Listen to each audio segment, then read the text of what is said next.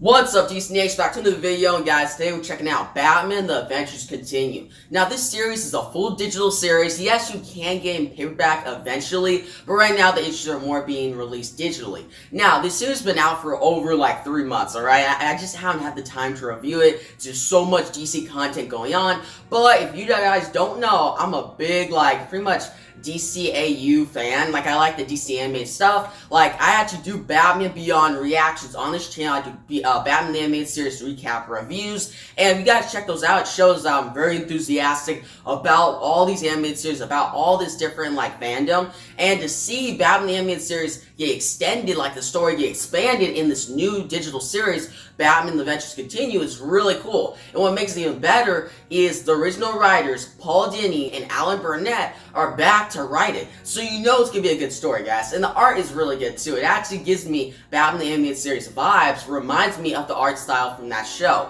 Now, this first storyline is called Hardware. We'll be going over this one first, then we'll be going over the Deathstroke one, which is called Mentors. Then go over the one the Darker Knight with Azrael, and then we'll go on from there. But my whole goal is to get all catched up to the whole Jason Todd storyline, because it looks like the series is going to do a full Under the Red Hood adaptation, which is really awesome. But there's a lot of other stuff before that that is cool too. I want to go over it. But guys, before we dive into the issue, let me tell you where this whole series actually gets placed into DCAU continuity. So if you guys know, it first started with Batman the Animated Series. We then have Batman the New Batman the New Adventures, which that was a great series too, but I think BTAS was better, mainly because it just had more iconic episodes. Batman the New Adventures had Mad Love, The Creeper, which are great episodes, but you know, Batman the Animated Series has Almost Got It, Beware the Grey Ghost, The Man Who Killed Batman, you know, all those great ones. But still, we have that, and then this series, Batman: The Adventures Continue, comes right after Batman the New Adventures. So it's pretty much a whole nother season for this whole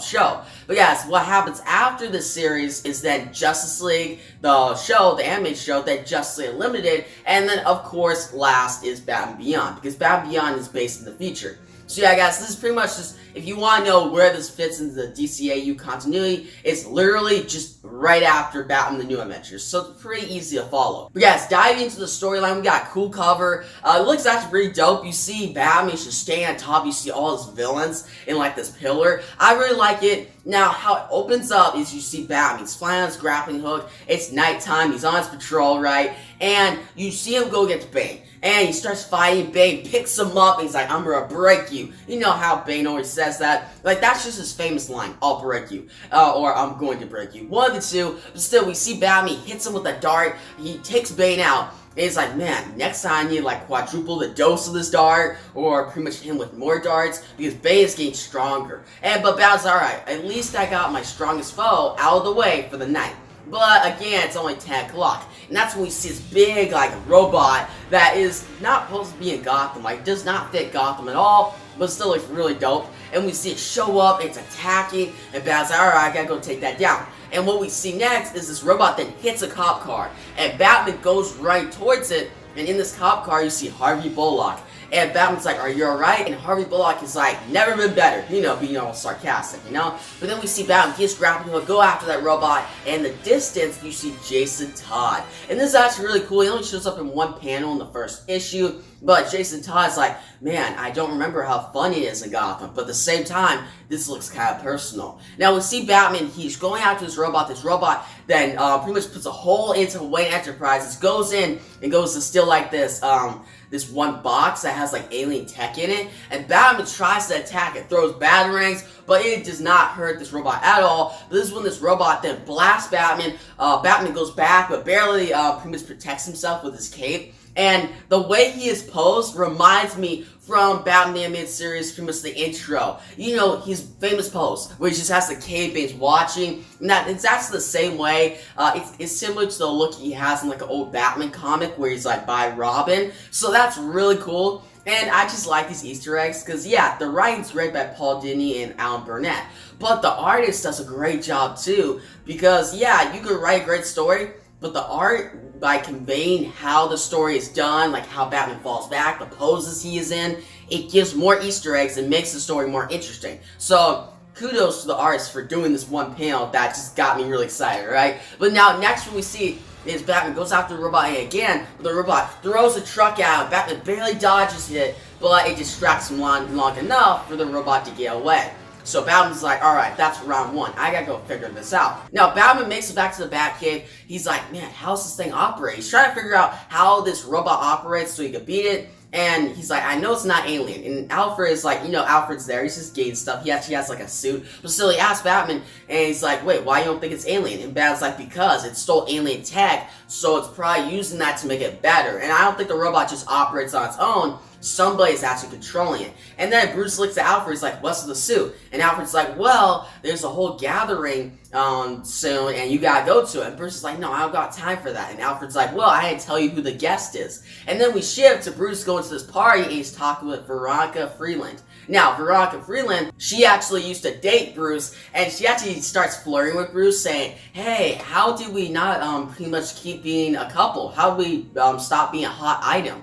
And she's like, we went from being a couple to then just friends. And Bruce is like, well, I'm fine. It's better for us to be friends. And Veronica Freeland is like, well, if you want somebody to pretty much scratch your cat and take care of it, but come on, we can have a family and stuff. And Bruce is like, I'm not the family guy. And Veronica Freeland is like, well, but I don't think that's true, because I see that you just adopted another kid. And Bruce is like, no, Tim is my ward. So at this point in time, Tim is actually the Robin, not Jason Todd or Dick Grayson. But we see Bruce say, yeah, he's my ward. I'm not adopting.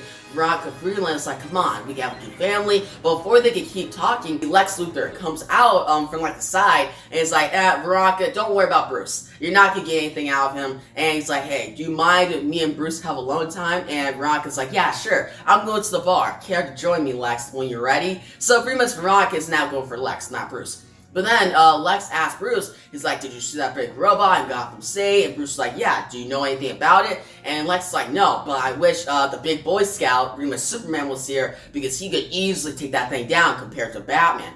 And Bruce is like, you sure you're not involved? And Lex is like, I know that you don't trust me. There's a whole incident with me and the Joker, but I was actually a victim in that situation. And yes, the incident that Lex is referencing is actually the Batman Superman anime movie. You can actually go check it out. It's actually a pretty great film. But what happens here is Lex is like, so, do you know how it be? And Bruce is like, no, I'm trying to figure it out. And Lex is like, we gotta see what they're doing. Bruce is like, they? And he's like, yeah, the robot doesn't operate on its own. Somebody's controlling it. And Bruce is like, alright, yeah, sure. And he's like, so you gonna go look into it? And Lex is like, yeah, I will. But we know, as we continue in this issue, that Lex is the one that is controlling this robot and is actually going after this alien tech, which we'll get to soon. But Batman then finds out that, alright, I'm trying to figure out where this robot is and take it down, and there's one place that I know. He goes to Claremont Airport. Now, he gets there, and he takes down some guards, makes it aside, and he finds the robot just there, alright? He just finds it, and he scans it, and he tells Alfred, alright, so we're gonna find out what this thing does, take it down, then take this alien tech, and pretty much wrap up this case. But before Batman can keep talking, he's blasted by this green blast. He gets blasted back, right? And we see Lex Luthor come out of the shadows, picks up Batman, and he is like, out of all the places in the world, why do you keep interfering with my place, with my projects? That's what Lex Luthor says to Batman. And Lex Luthor has him, and he's choking him. And that's how issue number 1 ends. Now, going to issue number 2, what we see next is Lex Luthor says to Batman, Superman's not here to save you. And Batman's like, Lex, you're a little over your head. And Lex Luthor's like, to Batman, he says to him, well, you're about to not have a head. And he then says to Batman, as he's choking him, yeah, imagine me, Batman, you're getting choked and you're just healing Lex's spill, right? Now, Lex then pretty much unlocks this alien, pretty much this box, and turns out what's in this box is Brainiac's head. Yeah, Brainiac's head, right? And Lex says, I found this thing, I was going after it because it got sent to Wayne Enterprises a week ago when Superman and Brainiac fought, and it was pretty much given to Wayne Enterprises to pretty much protect. But Lex is like, if I use this, I can create something bigger. I can make something very powerful. And Batman then tells him straight up, you can't. Like, already when Brainiac was defeated by Superman, he pretty much uploaded his consciousness to somewhere else in space. So you can't really use it. And Lex is like, no, you're dumb. Like, you don't know anything about this. I'm very skilled. I'm very intelligent. I can figure out to find one piece in Brainiac's head, then make it more powerful, and then eventually make my own type of Brainiac. So in a way, like, it's not Lex making his own type of Brainiac, but he's making something that can pretty much combat Superman eventually. But what we see Batman do, as he's getting choked, he's like, I gotta get out of here, I have only 10 seconds left of consciousness. And remember, it's like, yeah, that Brainiac head does not have pretty much secret information to the universe that Lex is looking for, but still has different things that can have like blast, and it still has different circuits inside there. And Batman's like, well, Bruce Wayne and all pretty much Wayne Enterprises got that thing, and Bruce actually operated on it. And Batman's like, well, that was me. And he's like, I found out a way to pretty much hot circuit and figure out the circuits so it works for me. And that's what Batman sends a batarang to the Brainiac head, and the circuits then sends a blast right at Lex Luthor. Lex Luthor gets pretty much blasted out of Claremont Airport, and Batman barely gets away. He's like, that's for round 2. So there's been 2 rounds, and we're actually getting to the climax of the storyline. Now what we see next, Batman makes it back to the Batcave, and he's with Alfred, and Alfred is actually bandaging him up, like pretty much fixing him, and Bruce is like, hurry up, I'm running out of time. And Alfred's like, you don't get it, your ribcage is not doing so well. But that's when Bruce is like, I know a way to beat Lex. And Alfred's like, how? He has like pretty much his exosuit, he has like that big, pretty much that big robot. Bruce is like, I know what I'll use. And you see the Dark Knight Returns bat armor come out. So this is great, guys. I love this part. You see Bruce, and he's going to use this. This is the very first time this bat armor has been used in DCAU continuity. So it's a big deal. But then that's when Bruce is like, alright, so how do you think we'll beat the robot? And Alfred's like, well, it's kind of strong. It actually has like 2 different sections. And Bruce is like, 2 different sections. And Alfred's like, yeah, there's a cockpit in the front and in the back. And that's when Bruce is like, that's not a cockpit in the back. That's actually a battery. Someone is powering this robot. And we'll find out who that is soon. And it's actually not somebody bad. They're actually being controlled by Lex Luthor. Now what we see next is Bruce, he's in the armor, it looks dope, and you see him flying up, and he actually makes it back to Claremont Airport, and he goes to one of Lex's, like, pretty much, henchmen. He grabs him, interrogates him, and finds out that Lex is actually in, like, a ship, a cargo ship, flying to Metropolis with Mercy Graves. Now, you see them, they're almost there to Metropolis, and Mercy tells Lex, alright, you probably want to get into like a business type suit, because you arrive in your exosuit, it won't really look that good. And Lex is like, no, keep flying, you don't know Batman, he's very relentless. And that's when Batman, in the Dark Knight Returns armor, flies head into pretty much the nose of the plane and starts attacking. And Mercy Graves says that the plane is actually out of control, it's gonna go down. And Lex is like, yeah, it'll go down, but Batman will go down with it. And that's when Lex gets out of his exosuit, gets inside the big robot suit, and flies out of the ship. Now, Mercy gets out on like a parachute, and the whole plane explodes. That's when we see Batman in the Dark Knight Returns armor fights off against Lex in this big robot armor. And Lex is fighting out, and he's like, there's no way you're gonna get out of here. And Batman's like, way. And that's when we see Batman get a kryptonite blasted at Lex. And what happens is it exposes the back cockpit of that whole big robot, and Superman comes out of it. So it turns out the person that was powering this whole robot was Superman. And, he was controlled by Lex Luthor, but he's not controlled anymore. And that's when Superman tells Batman, hey, you want me to handle this? And Batman's like, go ahead. And you see Superman grab Lex Luthor, get away, and we eventually see Batman and Superman just talking. The whole thing is done, Lex Luthor is beat, and Superman's like, how'd you figure out that I was pretty much inside that robot? And Batman's like, after going over the scan, I knew that somebody was powering this whole robot, and it made sense that was you.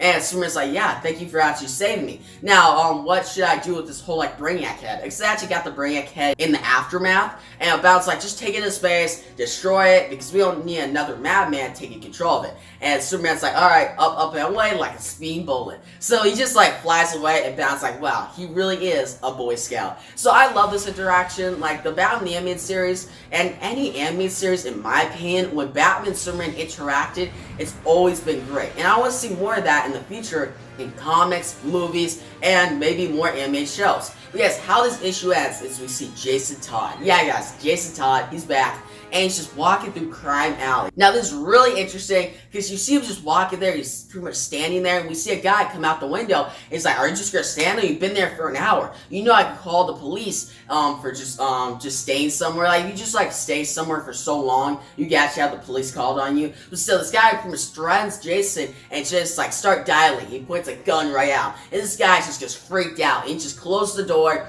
And that's when Jason's like, man, I can't get hot-tempered over just like these random guys. I need to save all my energy for the big one. And he's pretty much like, I have bigger fish to fry. Way bigger. And the person he's talking about is Batman. You see Jason Todd walking down Crime Alley, looking up, and you see the bat symbol in the sky. And that's how the issue ends. That's how this whole storyline, the very first arc in the series, ends. I really like it, guys. It's a great idea. It gets me excited to see how Jason Todd pretty much develops through the series. And by the way, the next storyline, Mentors, which we'll be going over, will have Deathstroke involved. So get excited for that. Because overall, this storyline, Hardware, I'm going to give it an 8.5 out of 10. I think it's a solid opening to this whole series, and I definitely recommend it, guys. In the comment section below, tell me what you thought about this issue. Did you love it? Did you hate it? What do you think about Lex Luthor and Superman be involved in this opening storyline? Did you like it? I actually personally liked it because I just like these other different villains being involved in Gotham City. And also, what do you think about Jason Todd being involved in this series? Like, I already know that they're adapting the Red Hood storyline, but what do you think about it? Do you think it's a smart idea? Do you think we've seen the Jason Todd storyline too much? I'm honestly like, yeah, we've seen it a little too much, but I just like that Jason Todd is in the DCAU. Like, that's just awesome. But guys, like the video, give a big thumbs up, and you should make subscribe to my next pretty much Batman Adventures Continue video. I'll be going over this whole series, alright? The next video will be on the whole Mentor storyline with Deathstroke. I'm actually very excited to talk about that. But yeah, guys, thanks for watching, and peace out.